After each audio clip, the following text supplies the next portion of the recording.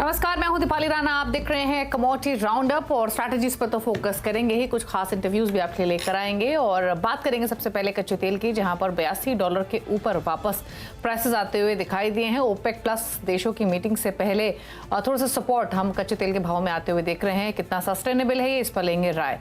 बात करेंगे सोने की, जहां पर इंटरनेशनल मार्केट्स में 2000 के भाव हमने आते हुए देखे हैं, $2000 के। अब इनके ऊपर कितना सस्टेन करता है, कितना निकलता है, ये काफ़ी इंपॉर्टेंट रहेगा सोने की फर्दर चाल के लिए।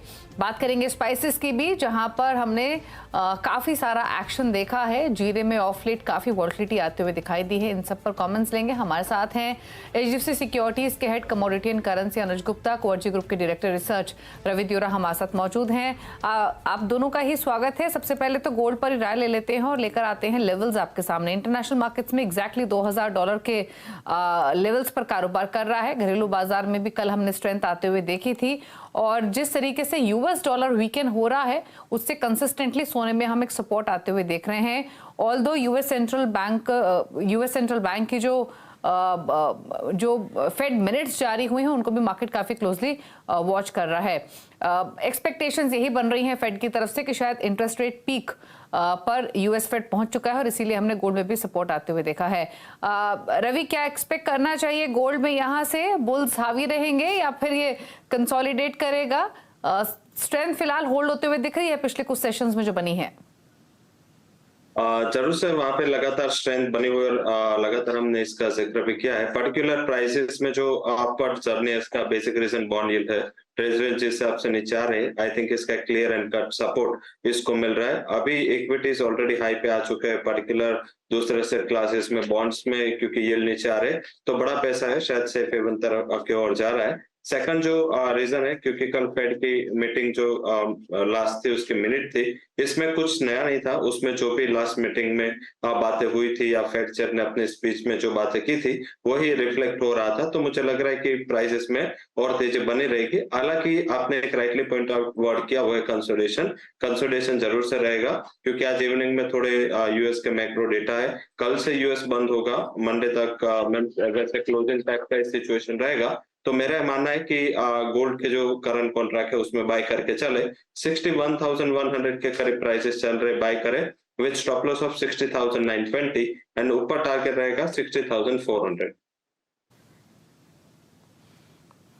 ओके अनुज, आपकी स्ट्रैटेजी क्या है गोल्ड पर? आप भी सिमिलर व्यू के साथ जा रहे हैं और प्लस बाय ईयर एंड कहां देख रहे हैं आप प्राइसेस को? अगर आप यूएस मार्केट से क्यूज ले या फिर वहां के एक्सपर्ट कमेंट्स पढ़ें तो एक्सपेक्टेशंस तो यही बिल्डअप हो रही हैं कि शायद स्ट्रेंथ बरकरार रहेगी। जी दीपाली जी, क्योंकि जिस तरीके से बॉन्ड यील्ड एक साल के लोअर लेवल पर है, डॉलर इंडेक्स भी करीबन 11 महीने के निचले स्तर पर है, तो उससे काफी हद तक गोल्ड को इन्फ्लुएंस मिला है। डोमेस्टिक लेवल पर गोल्ड का इंपोर्ट भी काफी बढ़ा है, तो हम देख भी रहे हैं कि गोल्ड एक कंसोलिडेशन होता है, फिर एक जंप लेता है, फिर कंसोलिडेशन, फिर एक जंप लेता है। तो मुझे लगता है कि जैसे कि अब यूएस में हॉलीडे है 2-3 दिन का, तो थोड़ा सबड्यूड मार्केट रहेगा, थोड़ा कंसोलिडेशन आपको यहाँ देखने को मिलेगा। बट हाँ, जिस तरीके से कल एक मोमेंटम देखा गया है, तो मुझे लगता है कि बाय ऑन डिप्स की स्ट्रेटेजी आपको देखने को मिल सकती है।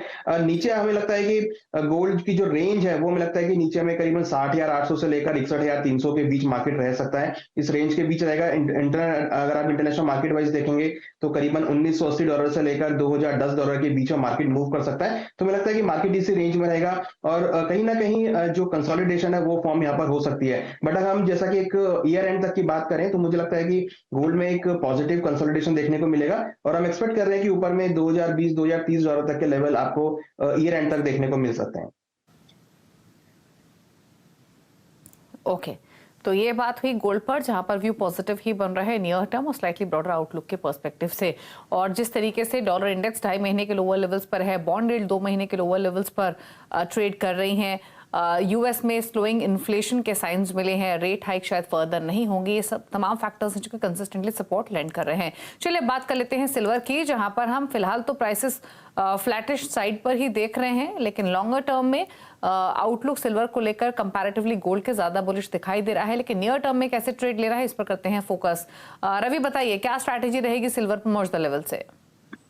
कंपेरेटिव गोल्ड सिल्वर वॉलेटाइल रहेगी। पर्टिकुलर प्राइसेस में थोड़ा रिस्क ये है कि जो बेस मेटल्स है वो लगातार अंडर परफॉर्म कर रहा है, और इस हिसाब से इसको बेस मेटल का जो वो 60% इंडस्ट्रियल मेटल है, तो वहां पे सपोर्ट की कमी है। चाइना अभी भी स्टिमुलस के लिए सोच रहा है, हालांकि स्टिमुलस के लिए कुछ ठोस अभी प्लान आए नहीं, तो इस हिसाब से मार्केट थोड़ा कंसोलिडेशन कर रहा है। हालांकि ट्रेंड पॉजिटिव है, काफी टाइम के बाद मींस के 3 से 4 ट्रेडिंग सेशन तक ये एक लेवल पे सस्टेन रहा है। मुझे लग रहा है कि जब तक ये 72,720 के लेवल के नीचे नहीं जाता, ट्रेंड पॉजिटिव बना हुआ है। थोड़े डिप पे बाय करने का ट्राई करें। अगर 73,000 ब्रेक होता है इंट्राडे में और 72,950 900 के करीब मिलता है, तो वहां पे बाय करें। स्टॉप लॉस लगा ले 73,500 का। मुझे लग रहा है कि थोड़ा 3 से 4 ट्रेडिंग सेशन का अगर होराइजन हो तो 74,000 तक के लेवल की उम्मीद करनी चाहिए। ओके, तो बाय एंड डिप्स की स्ट्रैटेजी रहेगी सिल्वर पर, कंपैरेटिवली गोल्ड के थोड़ा ज्यादा वॉलेटाइल रह सकते हैं प्राइसेस। लेकिन अब बात करेंगे एनर्जी पैक की। सबसे पहले कच्चे तेल पर फोकस करेंगे, जहां पर हम इंटरनेशनल मार्केट्स में $82 के ऊपर, कभी $82 के नीचे के लेवल्स लगातार देख रहे हैं। 26 नवंबर को ओपेक प्लस की मीटिंग है, और उससे पहले यहाँ पर एक रेंज में ट्रेडिंग होते हुए हम देख रहे हैं। अगर ऑयल प्राइसेस की बात की जाए तो अनुज, क्या सजेशन रहेगा आपका ऑयल पर?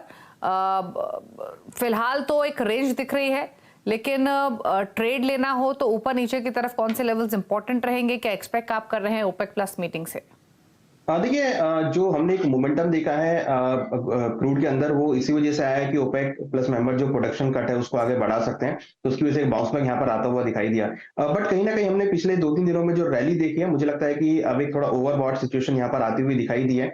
हमें लगता है कि रेंज जो है वो नीचे में $80, ऊपर में करीबन $85 ये रेंज क्रूड में मेंटेन रह सकती है। तो यहाँ पर मुझे लगता है कि क्योंकि आज क्रूड की इन्वेंट्री भी आनी, और हम लगातार पिछले 3-4 हफ्तों से देख रहे हैं कि क्रूड के जो स्टॉक प्राइस है वो बढ़ते हुए दिखाई दिए हैं, तो मुझे लगता है कि अगेन हम एक सेल ऑन राइज का मार्केट क्रूड में देख सकते हैं। तो यहाँ पर मैं इंट्राडे पर्सपेक्टिव से बिकवाली की सलाह देना चाहूंगा। करीबन 6520 में बिकवाली करें, 6570 का स्टॉप लॉस लगाएं। टारगेट नीचे करीबन 6435 तक आ सकता है। तो मुझे लगता है कि मार्केट थोड़ा सा 3-4 दिनों की रैली के बाद अब यहाँ पे थोड़ा सा कंसोलिडेट हो रहा है, और एक प्रॉफिट बुकिंग में एक्सपेक्ट कर रहा हूँ कि क्रूड में देखने को मिल सकती है। हालांकि जो फ्रेश ट्रेंड डिसाइड होगा वो ओपेक मीटिंग के बाद होगा, और आज की जो इन्वेंट्री आनी वो भी एक ट्रेंड डिसाइडर रहेगा। बट कहीं ना कहीं आप देखेंगे कि आगे दिसंबर में थोड़ा सा मार्केट सबड्यूड रहेगा, क्योंकि थोड़ा फेस्टिवल सीजन भी रहेंगे, हॉलीडेज भी रहेंगे इंटरनेशनल मार्केट में, तो ज्यादा मैं वॉलिटिलिटी एक्सपेक्ट नहीं कर रहा हूं। बट हाँ, मार्केट एक रेंज में रहेगा, और कहीं ना कहीं हम जो प्राइसेस हैं वो ऊपर लेवल पर रेजिस्टेंस फेस करते हुए नजर आएंगे। तो तमाम इनफैक्ट जो इस समय के डेटा या फिर जो न्यूज़ फ्लो है वो तेजी तो बिल्कुल इंडिकेट नहीं कर रहा है कच्चे तेल में। इनफैक्ट थोड़ा प्रेशर ही रह सकता है, और इम्पॉर्टेंट ये है कि जैसे अनुज ने भी कहा, ओपेक प्लस की तरफ से जो सप्लाई कट्स हैं वो एक्सटेंड हो सकते हैं, डीपन भी हो सकते हैं, इस तरीके की रिपोर्ट्स हैं। लेकिन वो कितना सपोर्ट करेंगे प्राइसेस को, ये देखना होगा। ऑल्दो यूएस में भी अगर आप पिछले हफ्ते का यूएस क्रूड स्टॉक देखेंगे तो वहाँ भी हमने नंबर्स जो हैं वो हायर साइड पर आते हुए देखे थे। आज भी in fact US government data on stock piles आएगा, तो वो भी क्लोजली वॉच किया जाएगा। लेकिन अनुमान यही लगाया जा रहा है कि अगर डीपन कट भी होते हैं उसके बावजूद भी 2024 में जो सप्लाई साइड रहेगी क्रूड की वो स्लाइटली प्लस साइड पर ही रहेगी। तो ऐसा कोई ट्रिगर है नहीं जिसकी वजह से तेजी यहाँ पर बनते हुए दिखाई दे। लेकिन राय ले लेते हैं एक नेचुरल गैस पर, जहां पर 250 के मौजूदा लेवल्स, थोड़ी सी नरमी देखने को मिली है। यूजुअली रवि, विंटर डिमांड की वजह से हम कंसिस्टेंट सपोर्ट देखते हैं, बट इस बार थोड़ा ट्रेंड डिफरेंट है नेशनल गैस का। क्या व्यू इन लेवल से? जरूर से ट्रेंड डिफरेंट है, एंड पर्टिकुलर इसका रीजन वेदर ही है। वेदर के जो अभी तक देखे तो नवंबर एंड तक एक जो इसके इन्वेंट्री के डेटा है वो एक नेगेटिव साइड जाता है, बट लास्ट वीक में जो इन्वेंट्री आई थी वो भी बढ़ के आई थी, और वेदर रिपोर्ट पे इतना ज्यादा सपोर्टिव नहीं था। तो मेरे हिसाब से इस हिसाब से थोड़ा करेक्शन आया है। हालांकि काफी कुछ चीजें प्राइसिंग है। दिसंबर में मुझे लग रहा है कि एक अच्छी रैली के लिए नेचुरल गैस प्रिपेयर हो रहा है। ये करंट एक्सपायरी 23 को ऑप्शंस के, उसके बाद मुझे लग रहा है कि थोड़ी रिकवरी वहां पे दिखनी चाहिए। पर्टिकुलर लेवल्स पे बात करें तो डायरेक्ट फ्यूचर अप्रोच ना करें, इसके भी इन्वेंट्री के डेटा आने वाले हैं, तो वो भी एक काफी अच्छे मार्केट के ट्रैक में रह गए। अगर इन्वेंट्री थोड़ी भी इवनिंग में नीचे आती है, क्योंकि कल यूएस क्लोज है तो इन्वेंट्री डेटा आ जाएंगे, तो अगर कुछ भी नीचे आता है तो मेरे हिसाब से एक अच्छा ट्रैक्शन बनेगा। एक ओवरसोल्ड टेरिटरी में प्राइस ट्रेड कर रहे, ऑप्शन का यूज करें। 250 के स्ट्राइक का कॉल ऑप्शन नेचुरल गैस का 15 के करीब बाय करे, स्टॉप लॉस 6 के करीब लगाए। मुझे लग रहा है कि अगले सप्ताह तक ये कॉल ऑप्शन आपको 32 तक के लेवल दे सकता है। ओके, चलिए ये स्ट्रैटेजी रही आपके लिए नेशनल गैस पर। लेकिन अब लेकर आते हैं बेस मेटल्स आपकी स्क्रीन पर, जहां पर आज के कारोबार में थोड़ी नरमी ही देखने को मिल रही है। बेस मेटल्स में zinc, aluminium, copper flat towards negative bias के साथ कारोबार करते हुए। अनुज, को ट्रेड लेंगे बेस मेटल से? हाँ, देखिए बेस मेटल में हमने पिछले हफ्ते एक अच्छी रैली बनती हुई देखी थी। मुझे लगता है कि यहाँ पर अभी जो सेंटीमेंट है थोड़ा सा प्रॉफिट बुकिंग वाला रहेगा। हमने देखा कॉपर और जिंक में जो एक रैली थी वो रुकती हुई दिखाई दी है। हालांकि जो करेक्शन है थोड़ा इंट्राडे पर्सपेक्टिव से रहेगा, तो यहाँ पर मुझे लगता है कि जो जिंक है यहाँ पर हम एक बियरिश मोड में ट्रेड ले सकते हैं और हमें लगता है कि सेल राइज का मार्केट हो सकता है। कहीं ना कहीं लग रहा है कि जो प्राइस है वो 222 से लेकर 227 के बीच ट्रेड कर सकते हैं। तो कहीं ना कहीं अगर प्राइस बाउंस लेते हैं 226 227 तक, तो वहाँ बिकवाली का ट्रेड लेना चाहिए। नीचे 222 तक के लेवल आ सकते हैं, 231 के आसपास का स्टॉप लॉस देखने को मिल सकता है। तो हमें लगता है कि जो मार्केट है बेस मेटल का एक प्रॉफिट बुकिंग यहाँ पर हम देख सकते हैं। ओके, चलिए, तो ये स्ट्रैटेजीज आपको मिली हैं बेस मेटल्स पर, जहां पर जिंक में बिकवाली की राय यहाँ पर अनुज की तरफ से आते हुए। लेकिन अब बात करेंगे एग्री कमोडिटीज की, और स्पाइसेस के पैक पर सबसे पहले कमेंट ले लेते हैं, जहां पर टर्मरिक स्ट्रेंथ दिखा रहा है, कोरिएंडर फ्लैट है और जीरे में थोड़ी सी प्रॉफिट टेकिंग है। रवि, क्या आउटलुक इन तीनों ही स्पाइसेस पर फिलहाल? कोरिएंडर पर हमने देखा है ज्यादा एक्सपोर्ट्स का कन्विक्शन नई खरीदारी की पर्सपेक्टिव से ज्यादा रहा है, लेकिन एक्शन तो है टर्मरिक और जीरे दोनों में ही। जब से जीरा हायर लेवल पे थोड़ा रेजिस्टेंस फेस कर रहा है, जैसे हमारे आगे भी बात हुई थी, 48,000 का लेवल मैंने बताया था कि वो एक अच्छा सप्लाई जोन रहेगा, और 47 के ऊपर एक बार प्राइस गया, हालांकि सस्टेन नहीं हो पाए, क्योंकि वहां पे देखे तो हायर लेवल पे अभी मंडियों में लगातार मंस की सप्लाई आ रही है, तो इससे मार्केट थोड़ा वरीड था। हालांकि इसमें इतना ज्यादा करेक्शन भी नहीं लग रहा है, कंसोलिडेशन होगा। हालांकि वोलेटिलिटी काफी है, तो आप दोनों कमोडिटी टर्मरिक एंड कोरिएंडर इसमें बाइंग का मौका ढूंढे। कोरिएंडर में अभी 8050 के करीब बाय करें, 7980 के स्टॉप लॉस के साथ एक छोटा स्टॉप लॉस रखना है, और अपर साइड लग रहा है कि 8200 तक के लेवल के लिए आपको रुकना है। एंड टर्मरिक में बाय करें आप 12400 के करीब, स्टॉप लॉस लगाए 12240 का, और टारगेट रहेगा 12700 तक का। ओके, क्विकली रवि, एक कमेंट आपका कॉटन सीड ऑयल केक पर। यहाँ पर आप कंसिस्टेंटली पॉजिटिव साइड पर रहे हैं, लेकिन 3000 के आसपास थोड़ा सा रेजिस्टेंस ये फेस कर रहा है। क्या टारगेट्स हैं आपके नेक्स्ट, क्या स्ट्रैटेजी? जब से थोड़ा पॉजिटिव साइड कंसोलिडेशन है, नीचे 2950 का काफी सपोर्ट है, वो ब्रेक नहीं हो रहा है, और अपर साइड 3130 का रेजिस्टेंस है, वहां पे रुक रहा है 3030 के रेजिस्टेंस के करीब। तो मुझे लग रहा है थोड़ा रेंज में रहेगा, क्योंकि इंटरनेशनल प्राइसेस थोड़ा वोलेटाइल है। चाइना, अभी कॉटन कॉम्प्लेक्स की बात करें तो वहां पे से थोड़ा क्यूज इतना पॉजिटिव नहीं मिल रहा है, but yes overall trend of है। आप रुके 10 से 15 दिन का ट्रेड ले, शॉर्ट टर्म के लिए कोकोडो ये लेवल पे बाय कर ले, 2900 तक का स्टॉप लॉस लगाए। मुझे लग रहा है 3100 तक के टारगेट आपको जल्दी आते हुए दिख सकते हैं। 3100 तक के लेवल्स जल्द एक्सपेक्टेड हैं, थोड़ा कंसोलिडेट कर रहा है स्ट्रेंथ दिखाने के बाद। खरीदारी की पोजीशंस हो तो डेफिनेटली होल्ड करने की सलाह है। चलिए, शुक्रिया रवि और अनुज आप दोनों का ही शो में आने के लिए, अपने व्यूज, अपनी स्ट्रैटेजीज शेयर करने के लिए। रुक रहे हैं एक ब्रेक के लिए, ब्रेक के उस पर आपको सीधे लेकर चलेंगे इंडोनेशिया की कैपिटल जकार्ता में, जहां पर सस्टेनेबल पाम ऑयल पर राउंड टेबल चल रही है। लेकर आएंगे कुछ की हाईलाइट्स, कुछ खास इंटरव्यूज एक ब्रेक के बाद।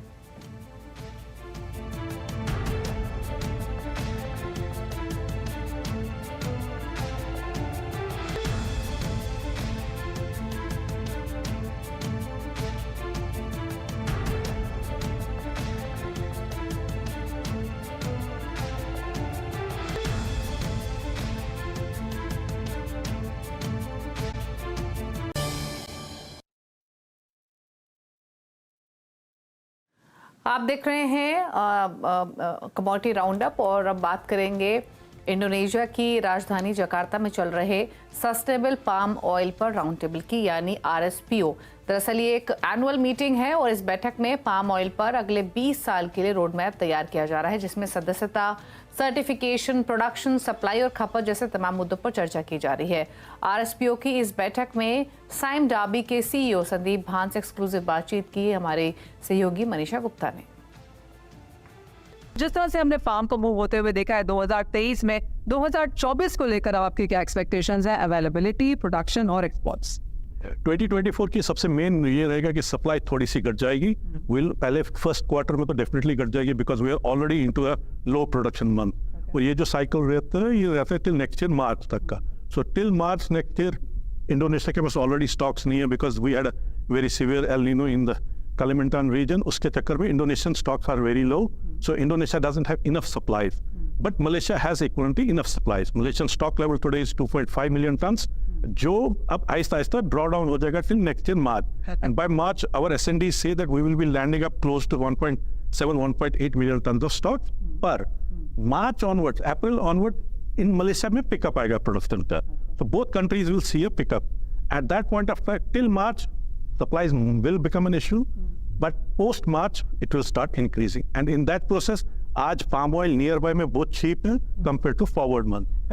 December January के shipments में price difference is $20, which speaks that nearby there is enough oil, but in coming months oil is getting less supply, and for that market has already started building premium for the forward month। India ने इस साल में record imports भी किए हैं। Of course सरकार का ध्यान यहाँ पर इन्फ्लेशन की तरफ था, अगले साल इलेक्शंस की तरफ भी था, और माना भी ये जा रहा था कि आगे जाके डिमांड काफ़ी अच्छी खासी आई थी, जो हुआ नहीं। अब यहाँ से आपको क्या लगता है किस तरह का इंडियन इम्पोर्ट देखने को मिलेगा और क्या प्राइसेस रह सकते हैं? जैसी मेरी बात मेरे कस्टमर से इंडिया में होती है कि उन सबका कहना है कि डिमांड तो रहेगी पाम ऑयल की। पहले जो हम S&Ds में ले रहे थे यहाँ पे 6 to 7 lakh ton of oil every month will go to India, अब वो वैसा दिख नहीं रहा है। वो अब shifting to 8 to 900,000 ton, 9 lakh ton के आसपास, बिग डिफरेंस। और main reason also is because soybean oil अब नियर बाई शिपमेंट्स में $200 एक्सपेंसिव हो गया, और सनफ्लावर ऑयल $100। इन दो प्राइस स्प्रेड को देखते हुए डिमांड शिफ्ट हो जाएगी वापस पाम की, और फिर पाम 2 हफ्ते में इंडिया पहुंच जाता है। सोयाबीन ऑयल आज लेंगे तो पहले तो नियर बाई शिपमेंट्स इतनी ज़्यादा अवेलेबल नहीं है, जो सप्लाई चेन बढ़ रही है प्राइसेस को देखिए वो लगता है कि मार्च शिपमेंट, मार्च का ऑयल आते आते मई में आएगा, तो तब तक इंडिया के पास other than palm very limited option है, जिसके चलते Indian imports will continue to maintain a steady growth till March. After March, we have to see, because अभी जो March onwards palm oil और soft oils का spread that is very narrow. So we'll have to reassess in March what happens to the spreads, and accordingly supply demand will be driven. But till March, it looks palm is comfortable. All right. अब India as of now कितना depend करता है edible oil requirement के हिसाब से कि import पर 60-65% की हम यहाँ पर बात करते रहते हैं, लेकिन क्या उसमें कुछ सुधार है? एक वो, और दूसरा ये कि जिस तरह से पॉपुलेशन बढ़ रही है, जिस तरह से उतने ही लैंड में ज़्यादा पाम ग्रो करने की बात की जा रही है, ज़्यादा एफिशिएंसी लाने की बात की जा रही है, उस मैप पे हम कहाँ? उस मैप पे सप्लाई के पॉइंट ऑफ व्यू से हम बहुत पीछे हैं। इंडियन डिमांड को देखते हो तो नीचे तो आ नहीं रही है, पॉपुलेशन ग्रोथ हो रही है, पर कैपिटा कंजम्पशन बढ़ता जा रहा है, और रिक्वायरमेंट बढ़ती जा रही है। The increase in Indian demand को ऑफसेट करने के लिए ग्रोथ कहीं पे उतनी ज्यादा सप्लाई की है नहीं। The only thing this year what was a big surprise the markets globally was that China didn't come in a big way. This year Chinese economy was not doing that well, and market was anticipating that China will turn around and we will see a big demand from them. That was a bit of a disappointment for us. उसके चलते जो China की excess demand थी वो उस आई नहीं, और पर इंडिया ने जबरदस्त ऑयल इंपोर्ट करा, पर फिर भी वो मलेशिया से जो चाइना जाता था ऑयल वो उतना जा नहीं पाया। That's why we saw bit of a high growth in the stocks in Malaysia. पर ये सारा सिनेरियो बदलेगा। चाइना की ये जो फरवरी में चाइनीज न्यू ईयर आ रहा है, उनको चलते दिसंबर जनवरी में लेना ही लेना है, डिमांड उनकी आएगी। इंडिया की डिमांड रहेगी ही रहेगी। सॉफ्ट ऑयल्स के और पाम ऑयल के स्प्रेड को देखते हुए रेस्ट ऑफ द वर्ल्ड भी पाम ऑयल लेगा ही लेगा। But we like I said earlier, we are entering into a low production month. In low production months में स्टॉक सप्लाई भी कम होती जाएगी। बता दें कि मनी कंट्रोल पर दिए गए विचार एक्सपर्ट्स के अपने निजी विचार होते हैं। वेबसाइट या मैनेजमेंट इसके लिए उत्तरदायी नहीं है। यूजर्स को मनी कंट्रोल की सलाह है कि कोई भी निवेश निर्णय लेने से पहले सर्टिफाइड एक्सपर्ट की सलाह लें।